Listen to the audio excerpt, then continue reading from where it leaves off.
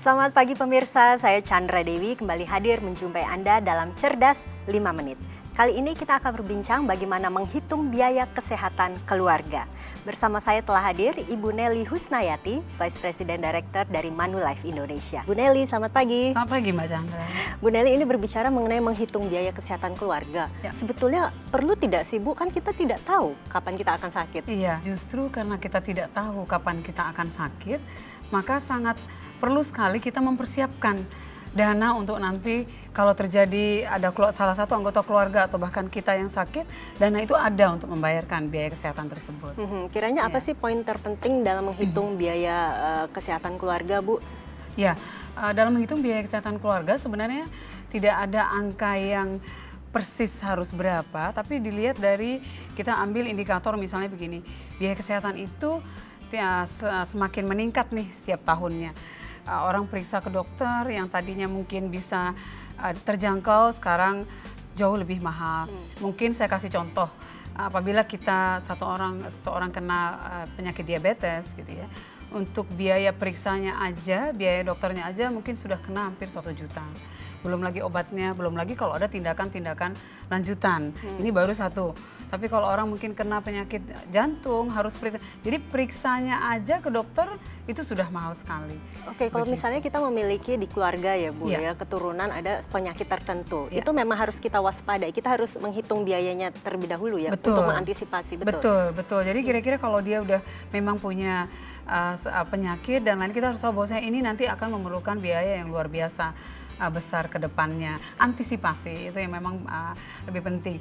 Kalaupun kita sehat dalam satu keluarga, tidak tertutup kemungkinan satu waktu akan mungkin sakit dan lain-lain. Karena kan kita nggak pernah bisa tahu kapan sakit dan lain. Kita tetap tentu harus menjaga kesehatan kita gitu ya. Sehingga perlu sekali masyarakat kita semua menyadari bahwasanya perlu kok kita menyisihkan sedikit dari income kita untuk nanti satu waktu kita membayar biaya kesehatan tersebut. Oke Bu, Nelly kan tadi sebutkan memang ini biaya kesehatan naik tiap tahun ya Bu ya. Kalau memang kita memiliki riwayat penyakit kritis, penghitungannya bagaimana? Berapa yang harus kita persiapkan? Kalau kita mempunyai riwayat tersebut, untuk mempersiapkan sendiri kurang lebih nih misalnya, katakanlah contoh ya, salah satu kalau kita sampai harus misalnya melakukan tindakan operasi katakanlah bypass, mungkin karena penyumbatan dan segala macam, itu biayanya hitungannya sampai ratusan juta gitu Mbak Chandra.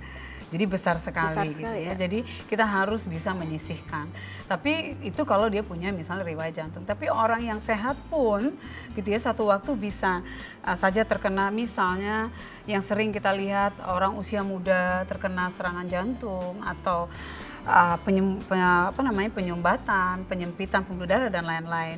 Jadi tidak harus dia punya satu riwayat kesehatan seperti itu gitu. Nah, ini yang perlu kita antisipasi ke depannya. Oke, untuk mengantisipasinya kiranya cara yang paling tepat untuk mempersiapkan dana yang tidak sedikit nih ya Bu untuk biaya kesehatan kita di kemudian hari bagaimana? Nah, sekarang banyak sekali program-program asuransi kesehatan melalui perusahaan asuransi tentunya yang dia bisa membeli program-program asuransi kesehatan itu. Dia lihat, oh saya punya keluarga, punya misalnya anak 2, anak 3. Nanti dia beli program untuk yang dia ingin, misalnya kalau sampai ada satu anggota keluarga yang harus dirawat, dia tinggal pilih mau ambil misalnya program room and board atau rawat inap yang berapa nih.